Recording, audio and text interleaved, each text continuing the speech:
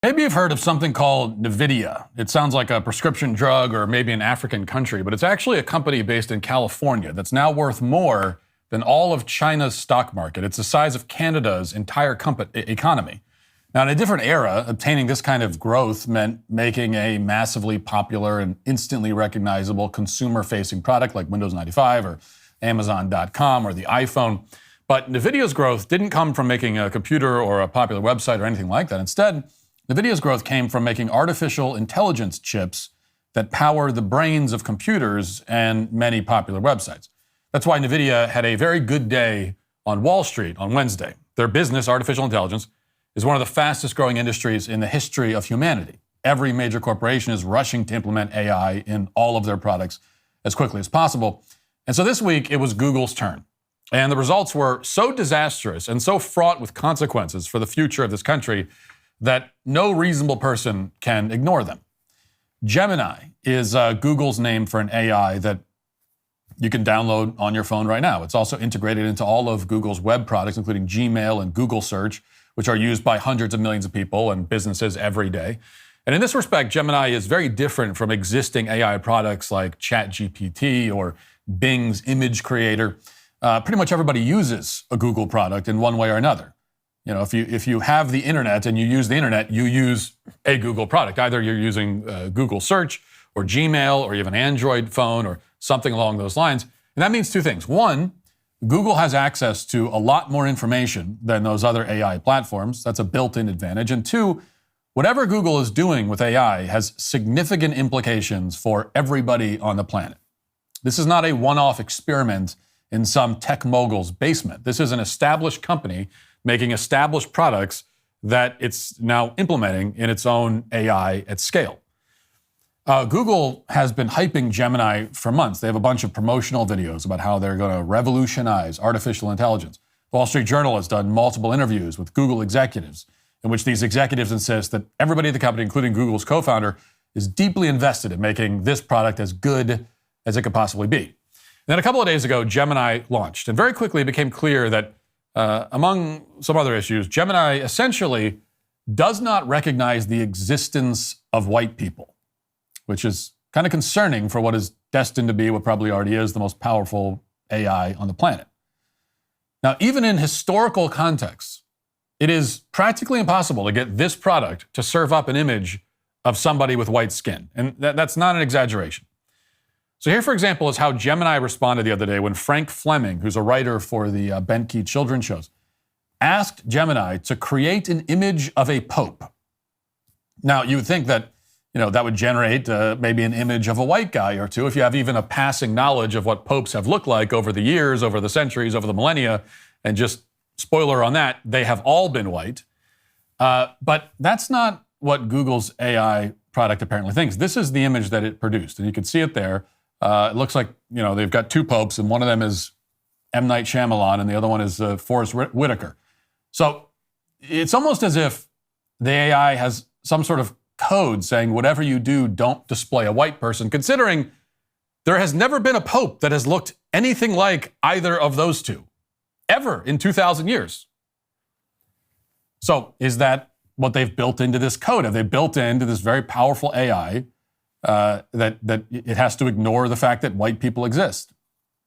Well, it's really the only way to explain what we're seeing here. And Frank, who previously worked as a software engineer, seemed to key in on this. So the whole situation quickly became something of a game for him as he tried his hardest to get Gemini to produce any image of a white guy. I mean, even just like one image. Can you give us a white guy? So for example, he asked Gemini to produce an image of a Viking.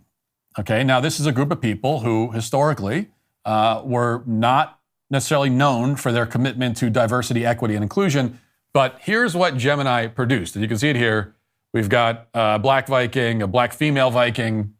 We've got, it looks like an Asian Viking. And then I don't know, maybe is that The Rock down there? That's his character from Moana, I think. Again, literally, a Viking has never looked like any of that. That's not what any Viking ever looked like ever in history. But that's what they produced. And this went on for a while, and Frank and other Gemini users took turns trying their hardest to get Gemini to produce an image of a white guy. Peachy Keenan, for example, tried to get Gemini to generate an image of the founders of Fairchild Semiconductor. The AI flatly refused that request, saying that it violated policy restrictions, presumably because white guys founded Fairchild Semiconductor. And for other prompts, like requests to draw the founding fathers or a bunch of British men, Gemini simply generated images of black people. It even made sure that its images of Nazis contained a diverse, non-white group of people. Now, after thousands of images like this began circulating, a guy working on the Gemini team at Google put out a meaningless statement. He said, in essence, that they're aware of issues with Gemini misrepresenting historical figures, but then he doubled down on the need for DEI and artificial intelligence so that everybody feels seen or valued or whatever. And of course, the way to make everyone feel seen is to pretend that an entire race of people don't exist. To make sure that they are not seen at all is how you make everybody feel seen. At no point did any Google representative explain why their AI does not recognize the existence of white people or why it goes to extreme lengths to exclude white people from history. There was no accounting for this, even though there has to be an explanation. And it's probably a pretty simple explanation. Like, this doesn't happen by accident. You obviously put a line of code into this thing to come up with this result. And so why did you do that? They wouldn't explain it, so I went looking for an explanation. I came across a woman named Jen Ganai, who bills herself on her LinkedIn as the founder of Google's Global Responsible AI Operations and Governance team. And in that capacity, Ganai says that she ensured Google met its AI principles, our company's ethical charter for the development and deployment of fair, inclusive, and ethical advanced technologies. She says that she took a, quote, principled, risk-based, inclusive approach when conducting ethical algorithmic impact assessments of products prior to launch to ensure that they didn't cause unintended or harmful consequences to the billions of Google's users. And apparently, a harmful consequence would be showing an image of a white Viking. That might be very harmful to somebody, and so we got to make sure that we don't let that happen. Now, currently, Ganai says that she's an AI ethics and compliance advisor at Google. Now, what Ganai doesn't mention on her LinkedIn is that her goal for a long time has been to treat white people differently based on their skin color. It's what she wants her AI to do. It's what she does also. 3 years ago, Ganai delivered a keynote address at an AI conference in which she admitted all of this. After introducing herself with her pronouns, which, by the way, are she, her, in case you're wondering, Ganai explains what her philosophy on AI is, and here's what she says. Watch. We do work together day to day to try and advance the technology and understanding around responsible AI. But today, I won't be speaking as much from the Google perspective, but from my own experience. I have worked at Google for over 14 years. I've led about 6 different teams, mostly in the user research, the user experience area, and now in the ethical user impact area. So I'll be sharing some of my learnings from across that time, but also some of my failures and challenges. I think it's okay to talk about things that you've made mistakes in, because we will make mistakes. When we're trying to be good allies, when we're trying to be anti-racist, we will make mistakes. The point is, though, to keep trying, to keep educating yourself and getting better day to day. It's about constant learning. It's okay to talk about the things you've made mistakes in, says Jen Ganai. When we're trying to be good allies, when we're trying to be anti-racist, we will make mistakes. Well, in retrospect, after the launch of Gemini, that would turn out to be kind of a massive understatement. But the kind of mistakes that Jen Ganai is talking about in this keynote aren't mistakes like eliminating all white people from Google's AI, which seems like a pretty big mistake, even though, again, not really a mistake, it's obviously deliberate. Instead, she's talking about failing to live up to the racist ideals of DEI, which apparently means treating non-white employees differently. Watch. A corporate study found that talented white employees enter a fast track on the corporate ladder, arriving in middle management well before their peers, while talented Black, Hispanic, or Latinx professionals broke through much later. Effective mentorship and sponsorship were critical for retention and executive level development of Black, Hispanic, and Latinx employees. So this leads me into sharing an inclusion failure of mine, one of many, but just one that I'll share so far. I messed up with inclusion almost right away when I first became a manager. I made some stupid assumptions about the fact that I built a diverse team, that then they'd simply feel welcome and will feel supported. I treated every member of my team the same and expected that that would lead to equally good outcomes for everyone. that was not true. I got some feedback that a couple of members of my team didn't feel they belonged because there was no one who looked like them in the broader org or our management team. It was a wake-up call for me. First, I shouldn't have had to wait to be told what was missing. It was on me to ensure I was building an environment that made people feel they belong. It's a myth that you're not unfair if you treat everyone the same. There are groups that have been marginalized and excluded because of historic systems and structures that were intentionally designed to favor one group over another. So you need to account for that and mitigate against it. Second, it challenged me to identify mentoring and sponsorship opportunities for my team members with people who looked more like them and were in senior positions across the company. Yeah, of course, the irony here is that this woman, Jen, is sounds like she's Scottish or Irish or whatever. Irish, I'm going to assume. But the funny thing is that if you were to ask Google's AI for an image of an Irish person, it would not produce any image that looks anything like her. It would give you a bunch of images of like Cardi B and Sexy Red or something.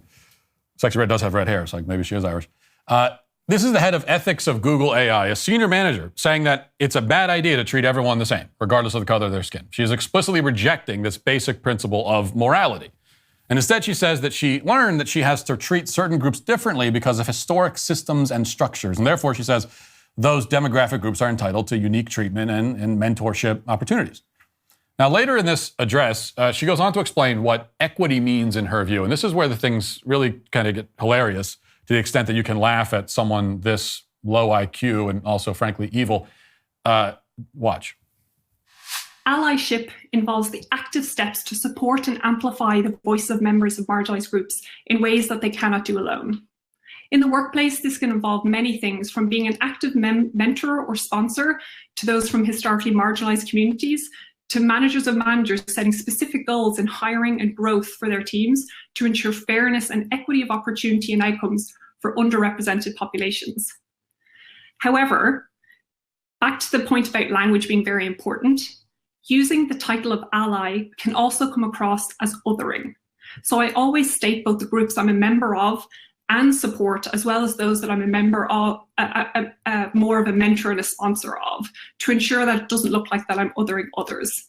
So for example, I would say I'm an ally of women, Black people, LGBTQ.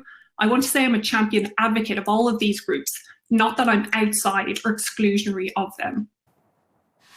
Again, it's worth emphasizing these are the people that are behind the AI systems that are going to be and really already are ruling the world. But I want to repeat what she said because it's hard to believe when this is said out loud. So just to repeat, she says, using the title of ally can come across as othering. So I always state both the groups I'm a member of and support as well as the ones I'm more of a mentor and sponsor of to ensure that it doesn't look like I'm othering others. Yeah, you don't want to other the others. This is the brain trust at Google behind an AI that has access to all of our data. She's incapable of speaking without using an endless stream of vapid DEI cliches that you've heard a million times. This supposedly is an original enterprise, artificial intelligence, and it's being overseen by maybe the least original, least intelligent woman that Google possibly could have found. On top of everything else, the wacky left-wing stuff, you're dealing with the most unimpressive people that you could imagine that are in charge of this just technology that is incomprehensible. And this is the kind of person who doesn't want to other others, which seems a bit contradictory. I mean, if someone is an other, then how do you not other them, given that they are an other? And by the way, just so you know, the word other, if you check the dictionary, just means a person or thing that is distinct from another person or thing. So if somebody is an other, it just means that they're not you, is all. So if you're recognizing that they're another, if you're making them an other, you're just you are recognizing them as a distinct entity from yourself. So not othering them means that you are not recognizing them as a distinct human entity. It means that, I suppose, we have to pretend that all people are indistinct blobs, all lumped together into this great ambiguous blob that we call humanity. Now, none of this makes any sense, but she has made it very clear that this DEI word salad is the guiding philosophy behind Google's new AI. There's no firewall between her and the product. Watch. What does responsible and representative AI mean? I've talked about my team, but that's only one definition.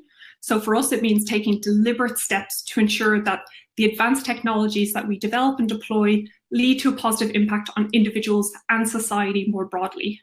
It means that our AI is built with and for everyone.